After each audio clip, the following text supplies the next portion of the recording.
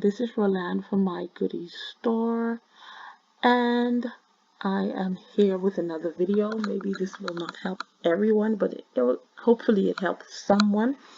If you're looking at this, this is from the email that the SBA is sending to people that did not receive the full $10,000. Remember, in the first CARES COVID relief package, it was businesses was supposed to get a full 10,000, but whatever happened, they weren't able to do that, or they didn't want to do that. I'm not sure, but they gave $1,000 for each employee that you have. And now with the second stimulus package, and with the COVID relief package, they are willing to give the full 10,000, but it's for low income, for people that have businesses in low income areas. So this is what is an email that you're gonna send. I noticed when I got the email, it was like they send emails like early in the morning. Maybe I got my first email, the first email with this 3 o'clock in the morning, and then the second follow-up email that you're gonna get also, and we're gonna go over that. And I had got that one at 1 o'clock in the morning. But anyway, so this is how it looks. You're gonna fill out your information. Some information is already there, you just verify.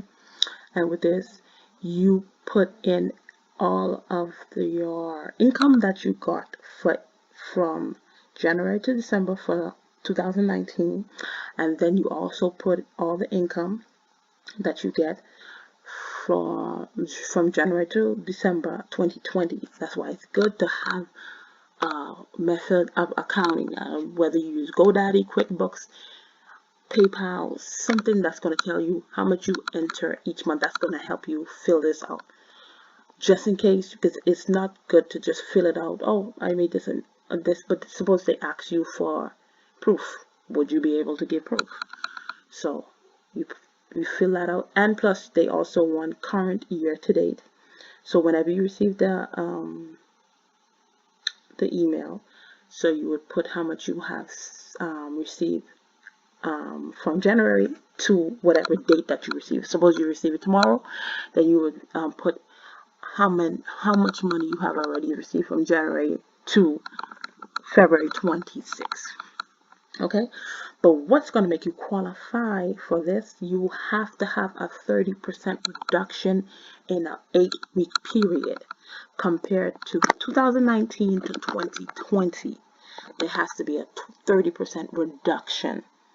That's how you're going to qualify for this. So somewhere in here, 8 weeks, like that's 2 months. So somewhere in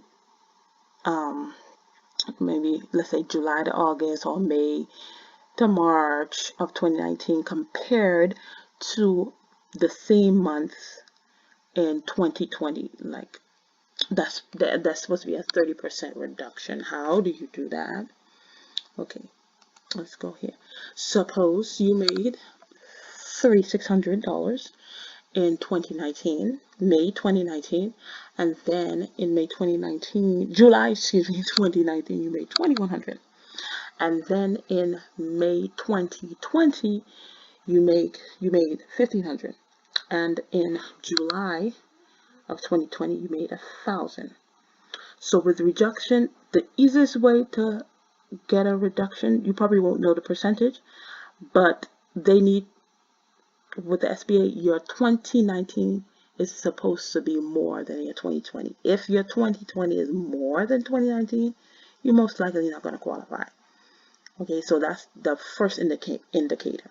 So when you're putting in all those numbers, if you see your 2020 is more than your 2019, you're most likely not going to qualify. Because remember, it needs to be in a 2-month period. 2-month period, that's supposed to be a reduction. That's supposed to show a reduction. The reduction is supposed to be in 2020, because that's when happened that thing that's going out there. That's when it happened. So that's supposed to be you're supposed to show a reduction in that area.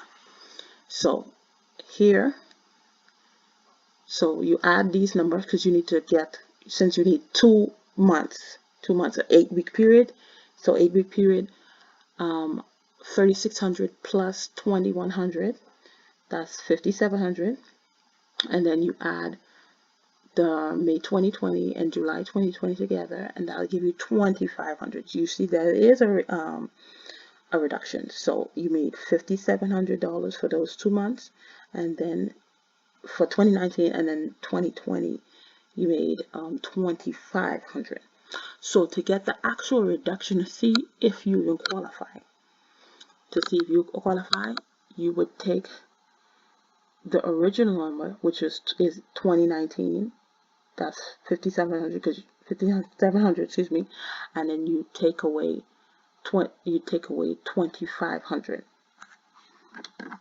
You take that away, 5,700, take away 2,500.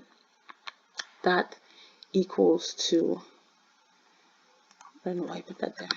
Remove this. That equals to 3,200. 3,200, and then you divide that 3,200 by 5,700. You divide 3,200 by 5,700. Let's move this from here.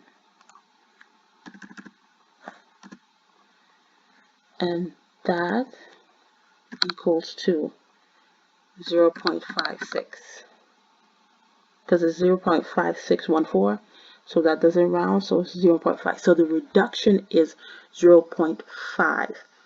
And then, of course, if you want a percentage, you just times it by 100, and that'll give you 56%. So the reduction is 0.56 or 56. There's a 56% reduction. So this, you would qualify with this because it's over, is over 30%. There is a 30% reduction. Excuse me. There is a 30% reduction. You have a 56% reduction. So to get that, so like I said before, if you see 2019 numbers are more than the 2020, you're on the right road. But if you see a 2020 is more than your 2019, and all of the months that you put in and input in, you may run into a problem. You may not qualify for the program. So another thing,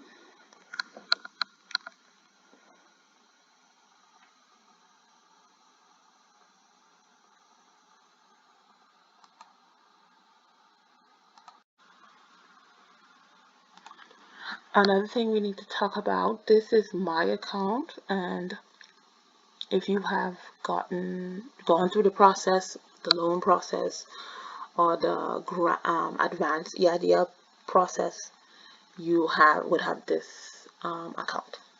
So when the last step, the first step that we had talk about earlier, with putting all your gross income for 2019, 2020, this is going to be the second step, where it's going to tell you steps to complete. And down here, this one, review and sign documents, you're going to see it says mine is completed because of course I did it, but if you haven't done it, it's going to tell you to complete. And what you're going to complete, all you're going to do is sign the form 45060, I think that's what it's named, for the SBA to get your tax return transcript.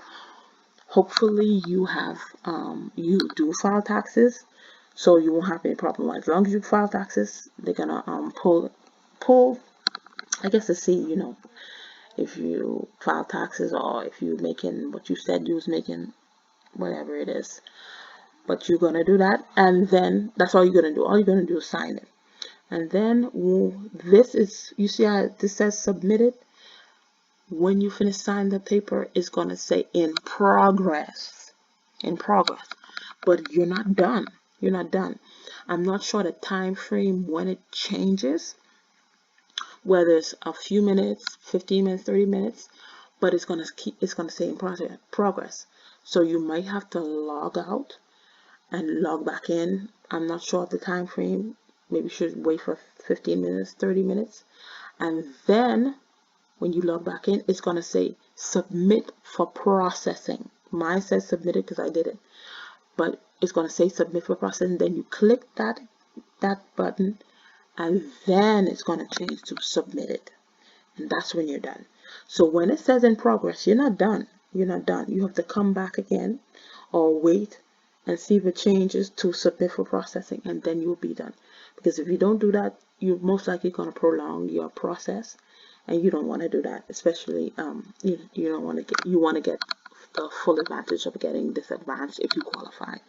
Okay, so that's the targeted the EIDL Targeted Advance is the new way of them doing that, to help get the full $10,000 in the hands of people that really need it. But of course, you need to get all your stuff in order, make sure that, and if you don't, that's just that is just evidence to you that you need to get your stuff in order. Hey, I need to get a method of accounting. I need to file my taxes and stuff like that, so you don't miss out on opportunities like that. So thank you for listening, and I'll see you in another video. Goodbye.